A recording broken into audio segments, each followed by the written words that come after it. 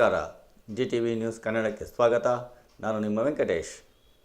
ತಾಲೂಕು ಕಾನೂನು ಸೇವೆಗಳ ಸಮಿತಿ ಮಾಗಡಿ, ವಕೀಲರ ಸಂಘ ಮಾಗಡಿ, ಕಾರ್ಮಿಕ ಇಲಾಖೆ ಮಾಗಡಿ ಹಾಗೂ ಡಾಕ್ಟರ್ BR ಅಂಬೇಡ್ಕರ್ ವಸತಿ ಶಾಲೆ ಮಾಗಡಿ ಇವರ ಸಂಯುಕ್ತ ಆಶ್ರಯದಲ್ಲಿ ವಿಶ್ವ ಬಾಲ ಕಾರ್ಮಿಕರ ವಿರೋಧಿ ದಿನ ಕುರಿತು ಕಾನೂನು ಅರಿವು ನೆರವು ಕಾರ್ಯಕ್ರಮವನ್ನು ಡಾಕ್ಟರ್ BR ಅಂಬೇಡ್ಕರ್ ವಸತಿ ಶಾಲೆಯ ಆವರಣದಲ್ಲಿ ಆಯೋಜಿಸಲಾಗಿತ್ತು. ಈ ಕಾರ್ಯಕ್ರಮವನ್ನು ಪ್ರಧಾನ ಸಿವಿಲ್ ನ್ಯಾಯಾಧೀಶರಾದ ಶ್ರೀಮತಿ ನಾಗರತ್ನಮ್ಮ, BEO ರಾಜೇಗೌಡ, ಮಾಗಡಿಯ ಕಾರ್ಮಿಕ ನಿರೀಕ್ಷಕ Sachin HJ, doctor BR Ambedkar ವಸತಿ ಶಾಲೆಯ ಪ್ರಭಾರ ಪ್ರಾಂಶುಪಾಲ ಕೃಷ್ಣಮೂರ್ತಿ MC, ಪ್ಯಾನಲ್ ವಕೀಲೆ ಶ್ರೀಮತಿ ರಮ್ಯಾ T, ಜೀವಿಕಾ ಸಂಸ್ಥೆಯ ಗಂಗಾಹನುಮಯ್ಯ, ಶಿಕ್ಷಕರು, ಶಿಕ್ಷಕಿಯರು ಮತ್ತು ವಿದ್ಯಾರ್ಥಿನಿಯರುಗಳು ದೀಪ ಬೆಳಗಿಸುವುದರ ಮೂಲಕ ಕಾರ್ಯಕ್ರಮಕ್ಕೆ ಚಾಲನೆ ನೀಡಿದರು. ಜೈ ಭಾರತ ಜನನಿಯ ತನುಜಾತೆ, ಜಯ ಹೇ ಕರ್ನಾಟಕ ಮಾತೆ, ಜಯ ಸುಂದರ ನದಿವನಗಳ ನಾಡೆ, ಜಯ ಹೇ ರಸ ಋಷಿಗಳ ಬೀಡು.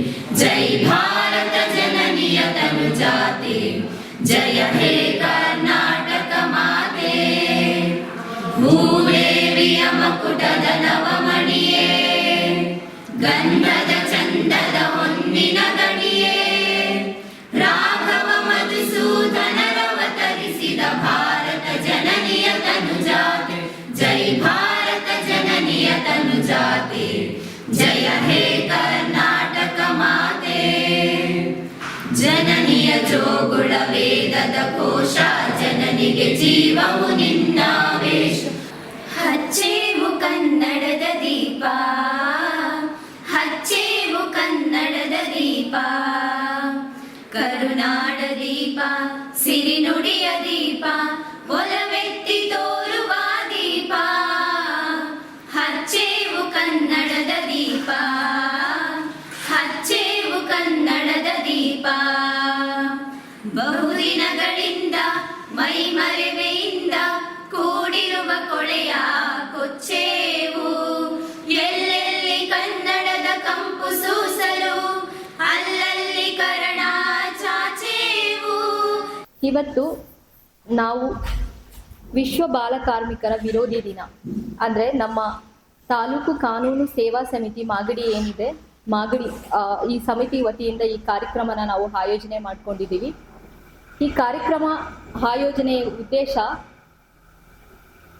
ಎಲ್ಲ ಬಾಲ ಕಾರ್ಮಿಕರ ಅನ್ನು ರಕ್ಷಿಸುವುದು, ಬಾಲಕಾರ್ಮಿಕರ ಪದ್ಧತಿಯನ್ನು ನಿರ್ಮೂಲನೆ ಮಾಡುವುದು ನಿಮ್ಮೆಲ್ಲರ ಕರ್ತವ್ಯ ಅಂತ ಹೇಳೋದಕ್ಕೆ ನಾವು ಈ ಬಾಲಕಾರ್ಮಿಕರ ಪದ್ಧತಿಯ ವಿರೋಧಿ ನಿಯಮ ಏನಿದೆ ಅದರ ಬಗ್ಗೆ ಅರಿವು ಮೂಡಿಸೋದಕ್ಕೆ ಅಂತ ನಾವು ಈ ಕಾರ್ಯಕ್ರಮನ ಆಯೋಜನೆ ಮಾಡ್ಕೊಂಡಿದ್ದೀವಿ. ಪ್ರತಿಯೊಬ್ಬ ಮಕ್ಕಳು ಅಂದರೆ 18 ವರ್ಷ ಒಳಗಡೆ ಇರುವಂತಹ ಎಲ್ಲ ಮಕ್ಕಳಿಗೂ ಶಿಕ್ಷಣವನ್ನು ಪಡೆಯುವಂತಹ, ತಾನು ಸುರಕ್ಷಿತವಾಗಿ ಇರುವಂತಹ ಹಾಗೂ ಒಳ್ಳೆ ಜ್ಞಾನವನ್ನು ಪಡೆದುಕೊಳ್ಳುವಂತಹ, ತನಗೆ ಸಂತೋಷವನ್ನು ಪಡೆದುಕೊಳ್ಳುವಂತಹ ಎಲ್ಲ ಹಕ್ಕು ಕೂಡ ಎಲ್ಲ ಮಕ್ಕಳಿಗೂ ಇದೆ. ಬಾಲಕಾರ್ಮಿಕ ಅನ್ನೋದೇನಿದೆ ಇದು ಒಂದು ಕೆಟ್ಟ ಪಿಡುಗು ಅಂತಾನೆ ಹೇಳ್ಬೋದು. ನೀವು ಒಳ್ಳೆ ಶಿಕ್ಷಣ ಪಡ್ಕೊಳ್ಳೋದು ನಿಮ್ಮ ಎಲ್ಲರ ಹಕ್ಕು. ಹಿಂದಿನ ಮಕ್ಕಳೇ ಮುಂದಿನ ಪ್ರಜೆಗಳು ಅಂತ ಹೇಳ್ತಾರೆ. ಸೊ ನೀವೆಲ್ಲ ಈಗ ಮಕ್ಕಳಿದ್ದೀರಾ, 18 ವರ್ಷದ ಒಳಗಡೆ ಇದ್ದೀರಾ. ಸೊ ನೀವು ಒಂದು ಕೆಲಸಕ್ಕಾಗಿ ಕೆಲಸ ಅಂದ್ರೆ ಮನೇಲಿ ಮಾಡೋದು ಕೆಲಸ ಅಲ್ಲ, ಮತ್ತೆ ಇದನ್ನ ಇಟ್ಕೊಂಡು ಮನೇಲಿ ನಾವು ಕೆಲಸ ಮಾಡಲ್ಲ ಅಂತ ಹೇಳೋ ಹಾಗಿಲ್ಲ. ಕೆಲಸ ಮಾಡೋದು ಅಂತ ಅಂದ್ರೆ ಹಣಕ್ಕಾಗಿ ದುಡಿಯುವಂಥದ್ದು. ಸೊ ಹಣಕ್ಕಾಗಿ ದುಡಿದು ತಮ್ಮ ಎಜುಕೇಶನ್ನ ಸ್ಪಾಯ್ಲ್ ಮಾಡಿಕೊಂಡು, ಅಥವಾ ಯಾವುದೋ ನಿಮ್ಮಲ್ಲಿ ಒಂದು ಆಕ್ಟಿವಿಟೀಸ್ ಅಂತ ಏನಿರುತ್ತೆ, ನಿಮ್ದು ಯಾವುದೋ ಒಂದು ಕಲೆ ಇರುತ್ತೆ, ಆ ಕಲೆನ ಮುಚ್ಚಾಕಿ ನೀವು ಒಂದು ಕೆಲಸಕ್ಕಾಗಿ ದುಡಿಮೆಗಾಗಿ ಹೋದಾಗ ಅದು ನಿಮ್ಮ ಒಂದು ಬಾಲಕಾರ್ಮಿಕರ ಪದ್ಧತಿ ಅಂತ ಹೇಳ್ತಾರೆ. ಸೊ ಈ ಒಂದು ಪದ್ಧತಿನ ನಿರ್ಮೂಲನೆ ಮಾಡಬೇಕು ಅಂತ ಸರ್ಕಾರ ಮತ್ತು ಹಲವಾರು ಸಂಘಟನೆಗಳು ನಿರ್ಮೂಲನೆ ಮಾಡಬೇಕು ಅಂತ ಹಲವಾರು ಕಾರ್ಯಕ್ರಮಗಳನ್ನ, ಹಲವಾರು ನಿಯಮಗಳನ್ನ ಆಯೋಜಿಸ್ತಾ ಇದೆ. ಅದೇ ರೀತಿ ಸರ್ಕಾರ 14 ವರ್ಷದ ಮಕ್ಕಳಿಗೆ ಉಚಿತವಾಗಿ ಶಿಕ್ಷಣ ನೀಡಬೇಕು ಅಂತ ಹೇಳಿ ಕೂಡ ನಮ್ಮ ಸಂವಿಧಾನದಲ್ಲಿ ಬರೆದಿದೆ. ಅದ್ರ ಪ್ರಕಾರ ಸರ್ಕಾರವು ಕೂಡ ನಡೆದುಕೊಳ್ತಾ ಇದೆ. ನೀವು ಕೂಡ ಅಷ್ಟೇ, ನೀವು ಒಳ್ಳೆ ಶಿಕ್ಷಣವನ್ನು ಪಡ್ಕೊಂಡು ಒಳ್ಳೆ ಜ್ಞಾನವಂತರಾಗಿ, ಒಳ್ಳೆ ಬುದ್ಧಿವಂತರಾಗಿ, ಒಳ್ಳೆ ಪ್ರಜೆಗಳಾಗಿ ನಮ್ಮ ಒಂದು ಭಾರತನ ಒಂದು ಎತ್ತರದ ಮಟ್ಟಿಗೆ ತೆಗೆದುಕೊಂಡು ಹೋಗ್ಬೇಕಾಗಿ ನಾನು ಕೋರ್ಕೊಳ್ತೀನಿ.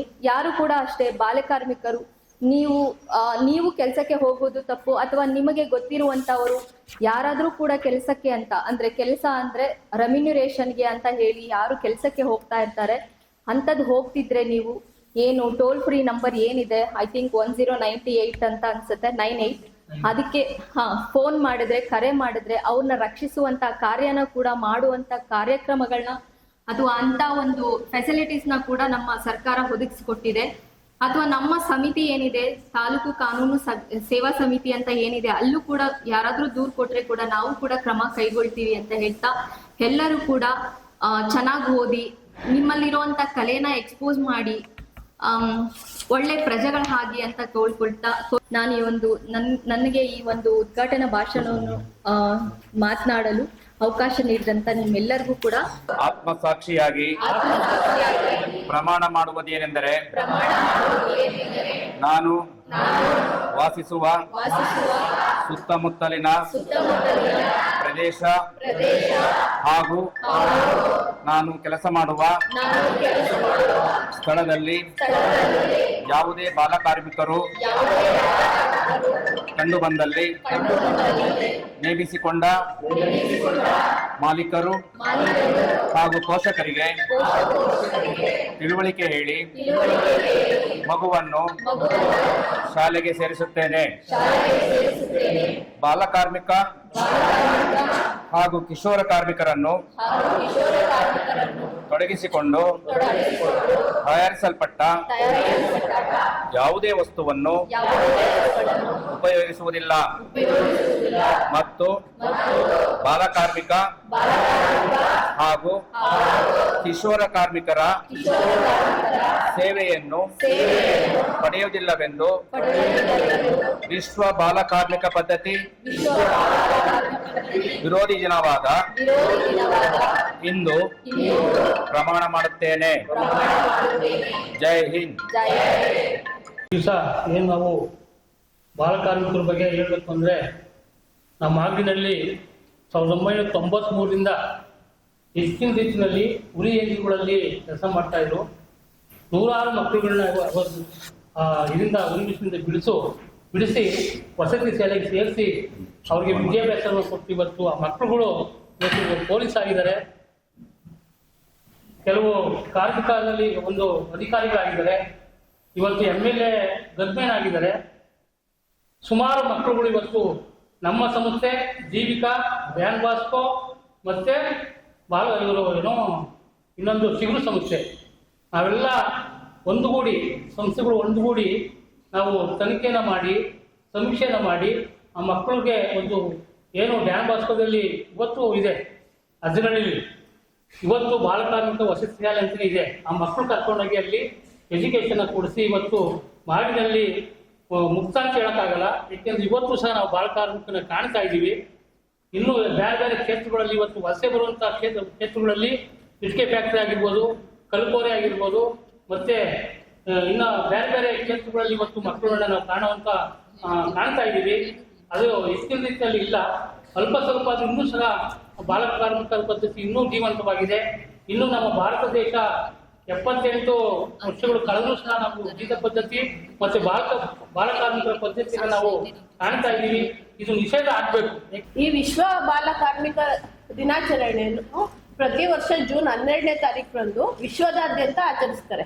ಏನಕ್ಕಪ್ಪ ಅಂತ ಹೇಳಿದ್ರೆ, ಈಗ ಏನೈತೆ ಬಾಲಕಾರ್ಮಿಕರು ಅಂತ ಏನಿದ್ದಾರೆ ಆ ಮಕ್ಕಳುಗಳು ಡೆವಲಪ್ಡ್ ಕಂಟ್ರಿ ಅಂದ್ರೆ ಅಭಿವೃದ್ಧಿ ಹೊಂದಿದ ರಾಷ್ಟ್ರಗಳಲ್ಲಿ ಜಾಸ್ತಿ ಕಂಡು ಬರೋದ್ರಿಂದ ಪ್ರತಿ ವರ್ಷ ಜೂನ್ 12ರಂದು ವಿಶ್ವ ಬಾಲ ವಿರೋಧಿ ದಿನಾಚರಣೆಯನ್ನು ಆಚರಿಸ್ತಾ ಬಂದಿರ್ತಾರೆ. ಮತ್ತೆ ಇದನ್ನ ಪ್ರಪ್ರಥಮವಾಗಿ 2002ರಲ್ಲಿ ಆಚರಣೆಯನ್ನು ಮಾಡ್ತಾರೆ. ಬಾಲಕಾರ್ಮಿಕರ ಕಾಯ್ದೆ, ಚೈಲ್ಡ್ ಲೇಬರ್ ಆಕ್ಟ್ 1986 ಅಂದ್ರೆ 1986ರಲ್ಲೇನೆ ಈ ಕಾಯ್ದೆಯನ್ನ ಜಾರಿಗೆ ತರ್ತಾರೆ. ಈ ಕಾಯ್ದೆ ಉದ್ದೇಶ ಏನಪ್ಪಾ ಅಂತ ಹೇಳಿದ್ರೆ, ಯಾರು ಮಕ್ಳುಗಳಿರ್ತಾರೆ 18 ವರ್ಷದೊಳಗಡೆ ಇರೋ 14 ವರ್ಷದೊಳಗಡೆ ಇರೋ ಮಕ್ಳುಗಳನ್ನೆಲ್ಲ ಬಾಲಕಾರ್ಮಿಕರು ಅಂತಾನೆ ಕರೀತಾರೆ. ಅಂದ್ರೆ ಅವೆಲ್ಲ ಮಕ್ಳು ಅಂತಾನೆ ಕನ್ಸಿಡರ್ ಮಾಡ್ತಾರೆ, ಅವ್ರನ್ನ ವಯಸ್ಕರು ಅಂತ ಹೇಳಲ್ಲ. ಮತ್ತೆ ಈ ಆಕ್ಟ್ 2016ರಲ್ಲಿ ಅಮೆಂಡ್ಮೆಂಟ್ ಮಾಡ್ತಾರೆ. ಈ ಅಮೆಂಡ್ಮೆಂಟ್ ಪ್ರಕಾರ ಏನಪ್ಪಾ ಅಂತ ಹೇಳಿದ್ರೆ, ಈ ಬಾಲಕಾರ್ಮಿಕರು ಮತ್ತೆ ಕಿಶೋರ ಕಾರ್ಮಿಕರು ಅಂತ 2 ಡಿವೈಡ್ ಮಾಡ್ತಾರೆ. ಬಾಲಕಾರ್ಮಿಕರು ಅಂತ ಹೇಳಿದ್ರೆ 6 ವರ್ಷದಿಂದ 14 ವರ್ಷದೊಳಗಡೆ ಯಾವ ಮಕ್ಳುಗಳು ಬರ್ತಾರೆ ಅವ್ರನ್ನ ಬಾಲಕಾರ್ಮಿಕರು ಅಂತ ಕರೀತಾರೆ. 14ರಿಂದ 18 ವರ್ಷದೊಳಗಡೆ ಇರೋ ಮಕ್ಳುಗಳನ್ನೆಲ್ಲ ಕಿಶೋರ ಕಾರ್ಮಿಕರು ಅಂತ ಆಕ್ಟ್ಗೆ ಅಮೆಂಡ್ಮೆಂಟ್ ತರ್ತಾರೆ. ಇದ್ರಲ್ಲಿ ಏನ್ ಪರ್ಮಿಷನ್ ಕೊಡ್ತಾರೆ ಅಂದ್ರೆ ಮಕ್ಳುಗಳನ್ನ ಕೆಲಸ ಮಾಡಿಸ್ಬೋದು ಅಂದ್ರೆ 14 ವರ್ಷದಿಂದ 18 ವರ್ಷದೊಳಗಡೆ ಇರೋ ಮಕ್ಳುಗಳನ್ನ ಕೆಲವೊಂದು ಇದಕ್ಕೆ ಮಾತ್ರ ಯೂಸ್ ಮಾಡ್ಕೋಬೇಕು ಅಂತ ಹೇಳಿದ್ರೆ ಅವ್ರಿಗೆ 4 hours ಡೈಲಿ ಕೆಲಸ ಕೊಡ್ಬೋದು ನೀವು. ಅಂದ್ರೆ ಅವ್ರಿಗೆ ಎಜುಕೇಶನ್ಗೆ ಯಾವುದೇ ರೀತಿ ತೊಂದರೆ ಆಗದಂಗೆ ಅವ್ರಿಗೆ ಕೆಲಸ ಕೊಡ್ಬೋದು. ಆ ಮಕ್ಳುಗಳು ಏನ್ ಕೆಲಸ ಮಾಡ್ತಾರೆ ಅವ್ರಿಗೆ. ಮತ್ತೆ ಪ್ರತಿ 2 ಗಂಟೆಗೆ ಒಂದ್ಸಲ ಅವ್ರಿಗೆ ರಿಲ್ಯಾಕ್ಸೇಷನ್ ಪೀರಿಯಡ್ ಕೊಡ್ಬೇಕಾಗುತ್ತೆ. ಮತ್ತೆ ಅವ್ರ ಎಜುಕೇಶನ್ ಯಾವುದೇ ರೀತಿ ತೊಂದರೆ ಆಗಬಾರ್ದು ಅಂತ ಹೇಳ್ಬಿಟ್ಟು ಈ ಆಕ್ಟ್ ಅಲ್ಲಿ ಅಮೆಂಡ್ಮೆಂಟ್ ತಗೊಬರ್ತಾರೆ. ಬಾಲಕಾರ್ಮಿಕರ ಕಾಯ್ದೆ, ಬಾಲಾಪರಾಧಿ ನ್ಯಾಯ ಕಾಯ್ದೆ, ಪೋಸ್ಕೋ ಕಾಯ್ದೆ, ಹಿಂಗೆ ಮಕ್ಳುಗಳಿಗೋಸ್ಕರನೇ ಕೆಲವೊಂದು ಆಕ್ಟ್ಗಳಿದಾವೆ. ಏನಕ್ಕೆ ಅಂತ ಹೇಳಿದ್ರೆ ಈ ಏನು ಅಪರಾಧಗಳು ಜಾಸ್ತಿ ಆದಾಗ ಅದನ್ನ ತಡೆಗಟ್ಟಲಿಗೋಸ್ಕರ ಮಕ್ಳುಗಳಿಗೆ ಸಪ್ರೇಟ್ ಒಂದು ಸ್ಪೆಷಲ್ ಆಕ್ಟ್ಗಳನ್ನ ಜಾರಿಗೆ ತರ್ತಾರೆ. ಇನ್ನು ಈ ಬಾಲಕಾರ್ಮಿಕರು ಅಂತ ಹೇಳಿದ್ರೆ ಎಲ್ಲೆಲ್ಲಿ ಕೆಲಸ ಮಾಡ್ತಾರೆ ಅಂತ ಹೇಳಿದ್ರೆ, ಈಗ ಅಕಸ್ಮಾತ್ ನಾಗರತ್ನಮ್ಮ ಮೇಡಮ್ ಹೇಳ್ದಂಗೆ ಮನೆ ಕೆಲಸ ಎಲ್ಲ ಮಾಡ್ತಿರ್ತಾರೆ, ಅವರು ಬಾಲಕಾರ್ಮಿಕರು ಅಂತ ಇಲ್ಲ. ಮನೇಲಿ ಕೆಲಸ ಮಾಡೋದಕ್ಕೆ ಬಾಲಕಾರ್ಮಿಕರು ಅಂತ ಹೇಳಲ್ಲ. ಆದ್ರೆ ಆ ಮಕ್ಳುಗಳನ್ನ ಬೇರೆ ಮನೆಯಲ್ಲಿ ಕೆಲಸ ಮಾಡೋದಕ್ಕೆ ಕಳ್ಸಿದ್ರೆ, ಅಂದ್ರೆ ಏನೋ ಒಂದು ವೇತನಕ್ಕೆ ಅಂದ್ರೆ ಸಂಬಳಕ್ಕೆ ದುಡ್ಡಿಗೋಸ್ಕರ ಕೆಲಸ ಮಾಡಕ್ ಕಳ್ಸಿದ್ರೆ ಅದನ್ನ ಬಾಲಕಾರ್ಮಿಕರು. ಈಗ ಇಲ್ಲೆಲ್ಲ ಹಳ್ಳಿ ಇರೋದ್ರಿಂದ ಗದ್ದೆ ಕೆಲಸದಲ್ಲೆಲ್ಲ ಇದ್ ಮಾಡ್ತಿರ್ತಾರೆ. ಈಗ ನೀವೆಲ್ಲ ದೊಡ್ಡ ಮಕ್ಳುಗಳು, ನಿಮ್ಮ ಅಪ್ಪ ಅಮ್ಮ ಉಳೋದಿಕ್ಕೆ ಹೋದ್ರೆ ನೀವು ಹೋಗ್ತೀರಾ ಅದೇ ಇದು ಕೆಲಸ ಮಾಡೋದಕ್ಕೆ. ಇದನ್ನು ಬಾಲಕಾರ್ಮಿಕರು ಅಂತ ಹೇಳಿದ್ರೆ ಇಲ್ಲ. ವ್ಯವಸಾಯದಲ್ಲಿ ಅವ್ರ ಸ್ವಂತ ಮನೆಗೆ ಅವ್ರಿಗೆ ಸಪೋರ್ಟ್ ಮಾಡಿದ್ರೆ ಇದನ್ನ ಬಾಲಕಾರ್ಮಿಕರು ಅಂತ ಹೇಳಲ್ಲ. ಅದೇ ಬೇರೆಯವ್ರ ಹೊಲಕ್ಕೆ ದುಡ್ಡಿಗೋಸ್ಕರ ಕೆಲಸ ಕಳ್ಸಿದ್ರೆ ಅದನ್ನ ಬಾಲಕಾರ್ಮಿಕರು ಅಂತ ಕರೀತಾರೆ. ಯಾವುದೇ ಸಮಸ್ಯೆಗಳಿರಲಿ, ಒಳ್ಳೆಯದು ಅಂತಂದಾಗ ಅದನ್ನು ಅಕ್ಸೆಪ್ಟ್ ಮಾಡ್ಕೋಬೇಕು. ಕೆಟ್ಟ ವಿಚಾರಗಳಿಗೆ ಸಂಬಂಧಪಟ್ಟ ಹಾಗೆ ಈಗಾಗಲೇ ಪೋಕ್ಸೋ ಬಗ್ಗೆ ಮಾತಾಡಿದರು, ಬಾಲಕಾರ್ಮಿಕರ ಬಗ್ಗೆ ಮಾತಾಡಿದರು. ಅಪ್ಪ ಅಮ್ಮಗೆ ಹೆಲ್ಪ್ ಮಾಡೋವಂಥದ್ದು ಅದು ಕಾರ್ಮಿಕ ಅಲ್ಲ, ಅದು ಸಹಾಯ. ನಿಜವಾದಂಥ ದೇವರು ಅಪ್ಪ ಅಮ್ಮ, ನೀವು ನಿಜವಾದಂಥ ದೇವರು. ಅವ್ರಿಗೆ ಸಹಾಯ ಮಾಡಬೇಕು, ಮನೆ ಕೆಲಸ ಮಾಡಬೇಕು, ದಿನನಿತ್ಯ ಬೆಳಗ್ಗೆ ಅವರನ್ನು ಕೈ ಮುಗಿದು ಪೂಜಿಸಬೇಕು, ನಮಸ್ಕರಿಸಬೇಕು, ಶಾಲೆ ಬರುವಾಗ ಅವ್ರು ನೆನೆಸ್ಕೊಂಡು ಬರಬೇಕು. ಅದು ನಿಜವಾದಂಥ ನಿಮ್ಮ ಸಂಸ್ಕಾರ ಸಂಸ್ಕೃತಿ ಆಗುತ್ತೆ. ಸೊ ಇಲ್ಲ, ನೀವು ಹಾಸ್ಟೆಲ್ ಇದ್ದೀರಿ, ಬೆಳಗ್ಗೆ ಎದ್ದ ತಕ್ಷಣ ನೀವು ಮಾಡಬೇಕಾದ್ರೆ ಕೆಲಸ ಕುಳಿತಲ್ಲೇ ಅಪ್ಪ ಅಮ್ಮ ನೆನೆಸ್ಕೊಳ್ಬೇಕು. ದೇವರು ಬಂದು ಹೆಲ್ಪ್ ಮಾಡ್ತಿಲ್ಲ ಗೊತ್ತಿಲ್ಲ, ಆದರೆ ಅಪ್ಪ ಅಮ್ಮ ಅಂತೂ ಹೆಲ್ಪ್ ಮಾಡ್ತಾರೆ. 24 ಗಂಟೆ ನಿಮಗೋಸ್ಕರ ಯೋಚನೆ ಮಾಡ್ತಿದ್ದಾರೆ, ಹೊಲದಲ್ಲಿ ಕೆಲಸ ಮಾಡ್ತಿದ್ದಾರೆ, ಗೊತ್ತಿಲ್ಲ ಊಟ ಮಾಡಿದಾರ ತಿಂಡಿ ಮಾಡಿದಾರ ಇಲ್ಲ ಅಂತೇಳಿ. ಆದರೆ ನನ್ನ ಮಕ್ಕಳು ಊಟ ಮಾಡಬೇಕು, ಚೆನ್ನಾಗಿರಬೇಕು, ಮುಂದೆ ಒಳ್ಳೆ ಅಧಿಕಾರಿ ಆಗಬೇಕು ಅಂತೇಳಿ ಕನಸು ಕಾಣ್ತಾ ಇದ್ದಾರೆ. ನಿಮಗೆ ಇಲ್ಲಿ ಹಾಸ್ಟೆಲಲ್ಲಿ ಸೇರಿಸಿರ್ಬೋದು, ಮತ್ತೊಂದು ಕಡೆ ಇರ್ಬೋದು, ಎಲ್ಲೇ ಇದ್ರೂ ಕೂಡ that you have to respect your parents. It's a primary that your ambition. ಬಾಲಕಾರ್ಮಿಕ ಪದ್ಧತಿ ಅನ್ನೋದು ಒಂದು ಸಾಮಾಜಿಕ ಅನಿಷ್ಟ. ಅದು ನಾವು ಇವತ್ತು ಅಂದ್ಕೊಳ್ತೀವಿ, ನಮ್ಮನೆ ಕೆಲಸ ಮಾಡಿದರೆ ಅದಲ್ಲ, ಅದು ಪಕ್ಕದ ಮನೆಯಲ್ಲಿ ಕೇಳಿ ನಮ್ಮದು ಮಲೆನಾಡು ಚಿಕ್ಕಮಂಗ್ಳೂರು ರಜೆ ಬಂದುಬಿಟ್ರೆ ಎಷ್ಟೋ ಮಕ್ಕಳು ಕಾಫಿ ಕುಯ್ಯಕ್ಕೆ ಬರ್ತಾರೆ. ಯಾಕಂದರೆ ಆ ಮಕ್ಕಳೇ ಬೇಗ ಕಾಫಿ ಹಣ್ಣು ಕುಯ್ಬೋದು ಅನ್ನೋ ದೃಷ್ಟಿಯಲ್ಲಿ. ಸೊ ಆ ದೃಷ್ಟಿಯಲ್ಲಿ ನಾವು ಅದನ್ನು ಅವಾಯ್ಡ್ ಮಾಡಬೇಕು. ನೀವಷ್ಟೇ ಬಾಲಕಾರ್ಮಿಕ ಪದ್ಧತಿಯನ್ನು ವಿರೋಧ ಮಾಡೋದಲ್ಲ, ಯಾರಾದರೂ ನಿಮ್ಮ ಸ್ನೇಹಿತರು ಹೋದರೂ ಕೂಡ ಅದನ್ನು that you have to say stop it, ನಿಲ್ಲಿಸಿ ಅಂತ ಹೇಳಬೇಕು. ಅಂಥ ಸಂದರ್ಭ ಬಂದಾಗ ಸಚಿನ್ ಅಂತ ಅಧಿಕಾರಿಗಳಿರ್ತಾರೆ ತಾಲೂಕು ಮಟ್ಟದಲ್ಲಿ, ಅವ್ರಿಗೆ ಮಾಹಿತಿ ಕೊಡಬೇಕು. ಅದಾಗದೇ ಇದ್ದರೆ ನಮ್ಮ CRPಗಳು ನಿಮ್ಮ ಹತ್ರ ಬರ್ತಿರ್ತಾರೆ, ನಮಗೆ ಮಾಹಿತಿ ಕೊಡಬೇಕು. ಅದನ್ನು ಪ್ರಾರಂಭಿಕವಾಗಿ ನಾವು ಅದನ್ನು ಯಾರಿಗೂ ಏನು ಪನಿಷ್ಮೆಂಟ್ ಏನು ಕೊಡಲ್ಲ. ಪ್ರಾರಂಭಿಕವಾಗಿ ಅವ್ರಿಗೆ ತಿಳಿ ಹೇಳ್ತೀವಿ. ಕೆಲವು ಸಂದರ್ಭ ತಪ್ಪುಗಳು ತಿಳಿದರೆ ಆಗ್ತಾ ಇರ್ತದೆ. ತಿಳಿ ಹೇಳಿದಾಗ ಸರಿ ಆಗ್ತದೆ. ಅಷ್ಟು ಕೂಡ ಆಗದಾಗ ಏನಪ್ಪ ಅಂದರೆ ಗೋಡ ಹೈ ಮೈದಾನ ಹೈ, ಕಾನೂನಿದೆ, ನಮ್ಮ ನ್ಯಾಯಾಧೀಶರು ಇರ್ತಾರೆ, ಏನು ತೀರ್ಪು ಕೊಡಬೇಕು, ಏನು ಪನಿಷ್ಮೆಂಟ್ ಬೇಕು ಅಂತ ಕೊಟ್ಟುಬಿಡ್ತಾರೆ. ಸೊ ಆ ದೃಷ್ಟಿಯಲ್ಲಿ ನೀವೆಲ್ಲರೂ ಕೂಡ ಇವತ್ತೊಂದು ಒಳ್ಳೆ ಕಾರ್ಯಕ್ರಮದಲ್ಲಿ ಭಾಗವಹಿಸಿದ್ರಿ. ಬಹುಶಃ ರೂಪಿಸ್ಕೋಬೇಕು. ನೀವು ಕಣ್ಣನ್ನು ಬಿಟ್ಟು ಕನಸು ಕಾಣಬೇಕು. ಈ ಬಾಲಕಾರ್ಮಿಕ ಪದ್ಧತಿ ಹೇಗೆ ಬರುತ್ತೆ, ಮೂಲ ಹೇಗೆ ಬರುತ್ತೆ ಅನ್ನೋದನ್ನು ನಾವು 2 ಮಾತಲ್ಲಿ ತಿಳ್ಕೊಳ್ಳೇಬೇಕಾಗುತ್ತೆ. ಯಾಕೆ ಬಾಲಕಾರ್ಮಿಕರು ಆಗ್ತಾರೆ, ಅದರ ಕಾರಣಗಳೇನು? ಒಂದು ನಿಮಿಷ ಅದನ್ನು ಅವಲೋಕನ ಮಾಡಿದ್ರೆ ನಮ್ಮಲ್ಲಿ ಅನಕ್ಷರತೆ, ತುಂಬಾ ಅನಕ್ಷರತೆ ಇದೆ. ಬಡತನ, ಬಡತನನೇ ಬೇರೆ, ಕಿತ್ತು ತಿನ್ನುವ ಬಡತನೇ ಬೇರೆ. ಜೀತ ಪದ್ಧತಿ, ಇವೆಲ್ಲ ಅನಿಷ್ಟ ಪದ್ಧತಿಗಳು, ಸಾಮಾಜಿಕ ಅನಿಷ್ಟ ಪದ್ಧತಿಗಳು. ಈ ಅನಿಷ್ಟ ಪದ್ಧತಿಗಳಿಂದ ಬಹುತೇಕ ಬಡತನದಿಂದ ಆ ಮಕ್ಕಳು ಓದೋದಕ್ಕಾಗೋದಿಲ್ಲ. ತಂದೆ ತಾಯಿಗಳು ದುಶ್ಚಟಗಳ ದಾಸರಾಗಿ ಪರಿವರ್ತನೆ ಆಗ್ತಾರೆ. ಆ ವೀಕ್ನೆಸ್ ಅನ್ನು ಬಳಸ್ಕೊಂಡು ಈ ಮಕ್ಕಳನ್ನ ಇಂತಹ ಕೆಲಸಗಳಿಗೆ ತೊಡಗಿಸಬಾರ್ದು. ಅನಿವಾರ್ಯವಾದ ಪದ್ಧತಿ. ನಮ್ಮಲ್ಲಿ ಅನಿಷ್ಟವಾದಂತ ಪದ್ಧತಿ ಇದೆ ಉತ್ತರ ಕರ್ನಾಟಕದಲ್ಲಿ, ಬಸವಿ ಪದ್ಧತಿ.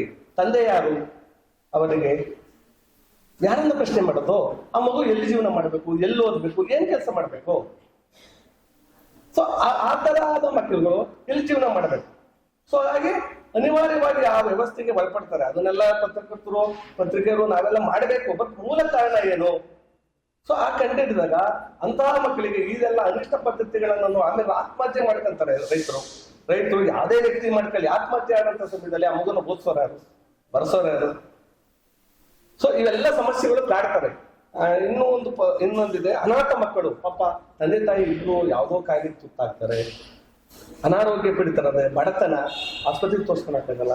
ಸೊ ಇದಾದಾಗ ಬಾಲ ಕಾರ್ಮಿಕ ಆಗ್ತಾರೆ. ಸೊ ಆಗಿದೆ ಅಂತ ಹೇಳಿ ಅವ್ರನ್ನ ನಾವು ದೂಷಕ್ಕಾಗಲ್ಲ. ಸೊ ಅದಕ್ಕೋಸ್ಕರ ಏನ್ ಮಾಡಿದೆ ಸರ್ಕಾರ, ಇವ್ರಿಗೋಸ್ಕರ ಕಟ್ಟಡ ಕಾರ್ಮಿಕರ ಮಕ್ಕಳು ಅಲ್ಲಲ್ಲೇ ಕೆಲಸ ಮಾಡ್ತಾ ಇರ್ತಾರೆ, ಅಲ್ಲಿ ಶಾಲೆಗೆ ಹೋಗೋದಿಲ್ಲ. ಕುರಿಗಾಯಿ ಮಕ್ಕಳು, ಕುರಿ ವೃತ್ತಿ ವಿಕಸನ ಮಾಡ್ಬೇಕು, ನಾವು ವೃತ್ತಿ ಬಗ್ಗೆ ಅಗೌರವ ತೋರ್ತಾ ಇಲ್ಲ, ಎಲ್ಲೋ ಮೇಯಿಸ್ತಿರ್ತಾರೆ, ಅವ್ರು ಯಾವ ಹಿಡಿತಕ್ಕೂ ಸಿಗೋದಿಲ್ಲ. ಸೊ ಅಂತ ಮಕ್ಕಳಿಗೋಸ್ಕರ ಸರ್ಕಾರ ಪರಿಹಾರೋಪಗಳನ್ನು ಕಂಡಿದೆ. ಸೊ ಬಾಲಕಾರ್ಮಿಕರಿಗೋಸ್ಕರ, ಬಾಲಕಾರ್ಮಿಕರ ಶಿಕ್ಷಣಕ್ಕೋಸ್ಕರ, ಕಟ್ಟಡ ಕಾರ್ಮಿಕರ ಮಕ್ಕಳಿಗೋಸ್ಕರ ಶಾಲೆಯನ್ನು, ವಸತಿ ಶಾಲೆಯನ್ನು ತೆರೆದಿದೆ. ಅದೇ ರೀತಿ ನಮ್ಮ ಸಮಾಜ ಕಲ್ಯಾಣ ಇಲಾಖೆ, ಹಿಂದುಳಿದ ವರ್ಗಗಳ ಕಲ್ಯಾಣ ಇಲಾಖೆ, ಪರಿಶಿಷ್ಟ ವರ್ಗಗಳ ಕಲ್ಯಾಣ ಇಲಾಖೆ, ಅಲ್ಪಸಂಖ್ಯಾತರ ಕಲ್ಯಾಣ ಇಲಾಖೆಗಳು ಇವ್ರಿಗೋಸ್ಕರ 20% ರಿಸರ್ವೇಶನ್ ಇಟ್ಟಿದ್ದಾರೆ. ಎಕ್ಸಾಮ್ ಬರಲಿಲ್ಲ ಆದ್ರೂ ಅವ್ರಿಗೆ ಶಿಕ್ಷಣವನ್ನು ಕೊಡ್ತಾರೆ. ಬಸವಿಯರ ಮಕ್ಕಳಿಗೆ, ಆತ್ಮಹತ್ಯೆಯ ಮಕ್ಕಳಿಗೆ, ವಿಧವೆಯರ ಮಕ್ಕಳಿಗೆ, ಅನಾಥ ಮಕ್ಕಳಿಗೆ, ಇವರೆಲ್ಲರಿಗೂ ಸಹ ನಮ್ಮಲ್ಲಿ ಶಿಕ್ಷಣವನ್ನು ಕೊಡ್ತಾರೆ. ಹಾಗಾಗಿ ಅದು ಇವರ ಕಾನೂನಿನ ಮೂಲಕ, ಕಾನೂನು ಹೇಳುತ್ತೆ ಅವ್ರನ್ನ ಓದಿಸ್ಬೇಕು ಅಂತ, ಅದಕ್ಕೆ ಪರಿಹಾರ ಬೇಕಲ್ಲ. ಸರ್ಕಾರ ಅದಕ್ಕೋಸ್ಕರ ಈ ರೀತಿಯಾಗಿ ಅವರಿಗೆ ಸೌಲಭ್ಯವನ್ನು ಕೊಟ್ಟು ಮಕ್ಕಳನ್ನ ಓದಿಸಕ್ಕೆ ವ್ಯವಸ್ಥೆಯನ್ನ ಮಾಡಿದೆ.